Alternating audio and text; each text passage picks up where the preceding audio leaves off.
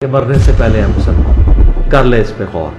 کتابوں کا خدا اور ہے، بابوں کا خدا اور۔ کہنے کو تو تھی سب کا اسلام ہے، لیکن کتابوں کا جہاں اور ہے، بابوں کا جہاں اور۔ کہ اگر اتنی ویلڈ بات کرتا ہے یہ بندہ تو کم از کم مجھے یہ تو کلیئر کر دے کہ نماز پڑھنے کا صحیح طریقہ کون سا ہے۔ تب مجھے احساس ہوا کہ یہ چیز جو ہے یہ اتنی آسان نہیں ہے جتنی کہ ہونی چاہیے۔ اور مجھے اپنا جانشین کہتے تھے، وہ کہتے تھے کہ اس مسئلے پہ میرے بعد تم نے کھڑے ہونا ہے۔ تو مجھے اب بلا کے کہتے ہیں کہ دیکھو بلال یہ بات غلط ہے۔ میں نے کہا جی کون سی غلط ہے؟ کہتے ہیں ہم کس کے مقلد ہیں، اور ایک ہی بات کہہ رہے تھے پتر تیرا ہی مان گیا، تو اپنے نال باقیوں کو ہی خراب کرے گا۔ جی بھائی السلام علیکم۔ وعلیکم السلام سر۔ کیا نام ہے بھائی آپ کا؟ سر میرا نام بلال سرفراز ہے اور میں خانیوال سے آیا ہوں۔ خانیوال سے؟ جی خانیوال سے ہے، خانیوال دیکھا ملتان کے قریب۔ ہاں ہاں جی نہیں، خانیوال سے کدھر ادھر کوئی ریلیٹیوز ہیں ادھر؟ نہیں سر، میں اسپیشلی انجینئر صاحب کے لیے آیا ہوں۔ صحیح بات ہے، بالکل۔ چلیں اللہ تعالیٰ آپ کا آنا قبول کرے۔ کل سے نکلا ہوں کالبند صبح 10 بجے سے، ماشاء اللہ، اور رات یہاں پہ جہلم رکے ہیں۔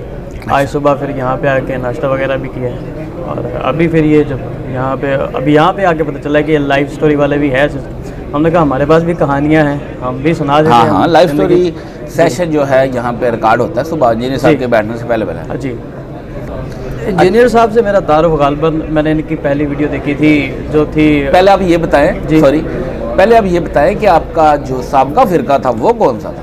سر میں نے سنی بریلوی میں، جو کہ اکثریت ہے ہماری پاکستان کی، اسی میں میں نے آنکھ کھولی ہے، اور زندگی کے 17-18 سال میں نے تقریباً بڑی عقیدت کے ساتھ میں اپنا بریلوی فرقہ کے ساتھ وابستہ رہا ہوں۔ ٹھیک ہے۔ اور وہاں پھر میں نے اپنا شروع سے دین کے ساتھ بڑی لگن تھی، عقیدت تھی، 5 پنجگانہ نماز میں زندگی میں شامل تھی اللہ کے فضل سے۔ تو ایک یہ دل میں بات ہمیشہ کھٹکتی تھی جو فرقہ واریت کا معاملہ تھا، لیکن البتہ مجھے انجینئر صاحب کے تعارف سے پہلے سے دیوبندی بریلوی یا سنی شیعہ اس کا کسی قسم کا کوئی مجھے اس میں علم نہیں تھا۔ خیر 2019 میں ان کی میرے ایک آنکھوں کے سامنے سے ویڈیو گزری ہے جو غالباً محرم میں تھی، اور اہل تشیع کے بارے میں یہ کچھ بیان کر رہے تھے جو ان کے ماتم کے بارے میں تھی، اور جس میں 1-2 منٹ کی ویڈیو جس میں یہ بیان فرما رہے تھے کہ اگر اہل تشیع اپنے جسم پر زخم لگا کر ہی امام حسین سے محبت کا ثبوت دیتے ہیں، باقی زخموں کا تو ہمیں نہیں پتہ، ایک زخم کا ہمیں پتہ ہے جو یہاں پہ لگا ہے وہ لگائیں اور اپنی محبت کا ثبوت دیں۔ تو بڑا ویلڈ پوائنٹ لگا تھا مجھے وہ، اور خیر اس کے بعد سے تھوڑی بہت دلچسپی ہوئی۔ اور یہ جو تھا نماز کا طریقہ، اس میں شروع سے ایک ڈاؤٹ رہتا تھا کہ اہل حدیث کا الگ ہے پڑھنے کا طریقہ اور ہمارا بریلوی اور دیوبندیوں کا الگ طریقہ کار ہے۔ تو میں نے اپنے سے ہی ایک مائنڈ میں بنا رکھا تھا جو کہ ایک مطلب منطق تھی کہ اللہ پاک نے غالباً اپنے نبی کے ہر طریقے کو رائج کروانا تھا اپنی امت میں۔ تو نبی پاک صلی اللہ علیہ وسلم نے رفع دین کے ساتھ بھی نماز پڑھی، رفع دین کے بغیر بھی نماز پڑھی۔ اللہ پاک نے بریلویوں کے ذریعے رفع دین کے بغیر نماز کو رائج کر دیا، اور اہل حدیث کے ذریعے رفع دین کے ساتھ نماز کو رائج کر دیا۔ تو یہ ایک منطق تھی، اور 2021 میں نے پراپرلی جب انجینئر صاحب کو سننا شروع کیا تو میرا پہلا مقصد ان کو سننے کا یہ تھا کہ اگر اتنی ویلڈ بات کرتا ہے یہ بندہ تو کم از کم مجھے یہ تو کلیئر کر دے کہ نماز پڑھنے کا صحیح طریقہ کون سا ہے۔ تو خیر سنتے آئے، پہلے اپنا ناف کے اوپر ہاتھ باندھنے کا طریقہ کار، پھر اس کے بعد رفع دین کا طریقہ کار، پھر اس کے بعد اپنا نماز جنازہ کا طریقہ کار، سب میں نے بڑے غور سے سنا۔ پھر جب اس چیز کو میں پریکٹیکل میں لے کے آیا اپنی لائف میں، تب مجھے احساس ہوا کہ یہ چیز جو ہے یہ اتنی آسان نہیں ہے جتنی کہ ہونی چاہیے۔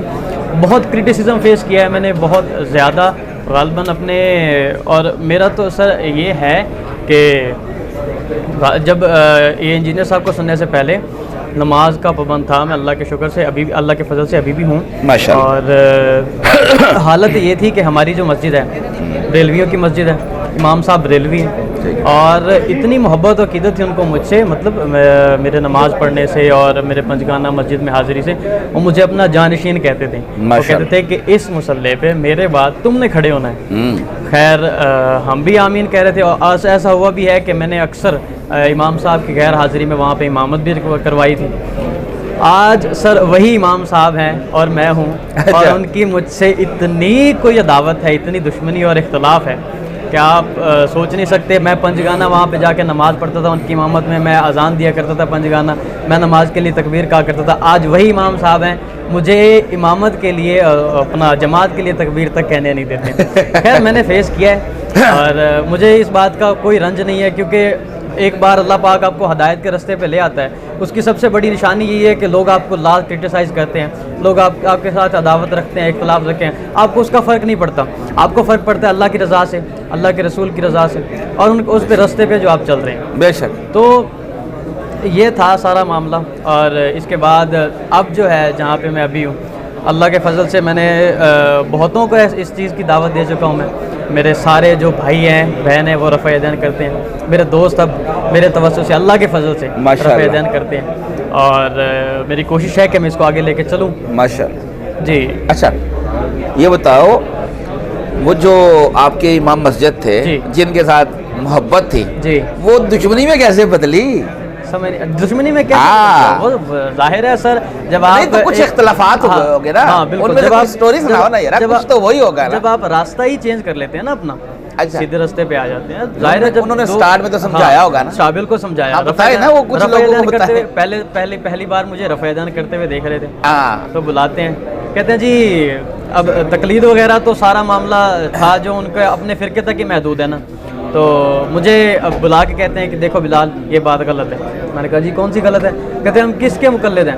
میں نے کہا جی مجھے نہیں پتا کہ کس کے مقلد ہیں. کہتے امام اعظم کو جانتے ہو؟ میں نے کہا جی جانتا ہوں. کہتے کون ہے؟ میں نے کہا وہ جس کی قبر میں مدینے میں قبر ہے وہ ہمارے امام ہے. کہتے امام ابو حنیفہ کو جانتے ہو؟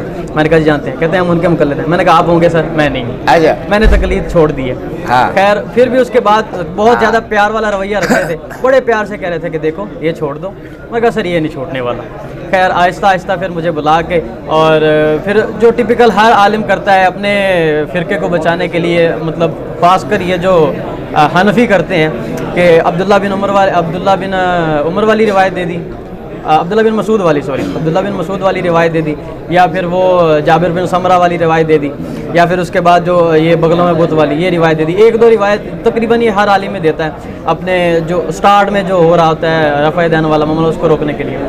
خیر اس کے بعد امام میں نے تقریباً اس سے پہلے کافی انجینئر صاحب کو سن رکھا تھا, اور کافی دلائل میں اپنے اکٹھے کر چکا تھا کہ کوئی بھی پوچھ سکتا ہے, کس ٹائم بھی پوچھ سکتا ہے. ظاہر ہے کوئی جو آپ کام کو اسٹارٹ کر رہے ہیں, آپ جانتے ہیں کہ اس کے بارے میں آپ سے سوال و جواب ہوگا, آپ سے پوچھ تاچھ ہوگی, تو آپ کو ریڈی رہنا چاہیے. تو میں ریڈی تھا.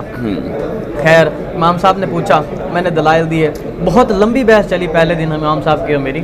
تو کرتے کرتے ایک ٹائم وہ آیا, امام صاحب خاموش ہو, مزید نہیں سمجھا پا رہے تھے. امام صاحب اٹھے, چل دیے, اور ایک ہی بات کہہ رہے تھے, پتر تیرا ایمان گیا, تو اپنے نال باقیوں بھی خراب کرے گا. میں نے کہا جی دیکھیں میرا کام ہے دعوت دے دینا, وہ خراب ہوں, وہ نہ ہوں, وہ گمراہ ہوں نہ ہوں, مجھے اس سے فرق نہیں پڑتا.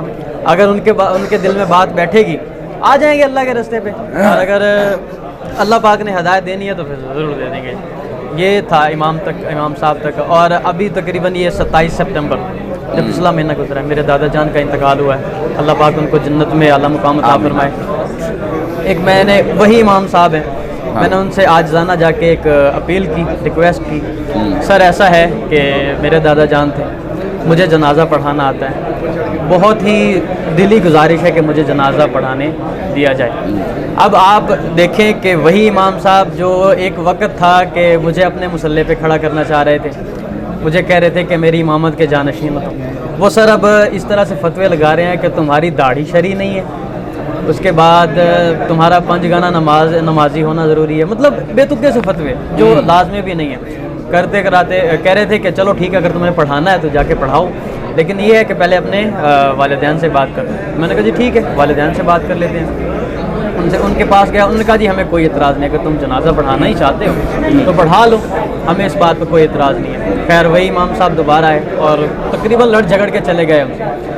اور پھر چونکہ ہمارا پورا جو معاشرہ ہے وہ پورے ایک سوسائٹی جو ہے, اور ہمارے رشتہ دار سارے ہی ابھی تک بریلویزم کا شکار ہیں ایسے, تو ان کے اصرار پہ سب آئے, سب سمجھا رہے ہیں, سب کہہ رہے ہیں کہ جی چلو اب اگر وہ ناراض ہو رہے ہیں, ان کی ناراضگی سے بچنے کے لیے تم ان کو پڑھانے دو جنازہ. تو میں نے بھی این میں کہا جی ٹھیک ہے, ایسا ہے تو ایسے سے. لیکن اب حالات یہ ہے کہ کوشش ہو رہی، کوشش جاری ہے، آہستہ آہستہ آہستہ آہستہ. یہ جو ایک ٹپیکل رواج ہے ہمارا بریلویزم کا، اور جتنے بھی یہ سنی سنائی باتوں پہ چلنے والے لوگ ہیں ان سے نکالا جائے لوگوں کو.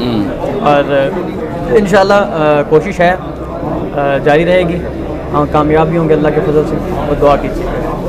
چلو جی، یہ بتائیں کہ فرسٹ ٹائم آئے ہیں؟ جی میں بالکل فرسٹ ٹائم آیا ہوں یہاں پہ، اور تقریباً پچھلے 2-3 سال سے تھا ویٹ اس چیز کا کہ انجینئر صاحب سے ایک بار لائیو جا کے ملنا ہے، تو پھر ارادہ بنا، آ گئے اللہ کے فضل سے. چلیے، اللہ تعالیٰ آپ کا آنا قبول کرے. آج آپ اپنے استاد محترم کو دیکھیں گے بھی، ملیں گے بھی، ان کو لائیو سنیں گے بھی. بہت شکریہ. ابھی آپ بیٹھے ہیں، تھوڑی دیر تک مجلس سٹارٹ ہو جائے گی. جزاک اللہ خیر. شکریہ سر، تھینک یو. اور فرقوں کی دکانیں بند. The damage has been done.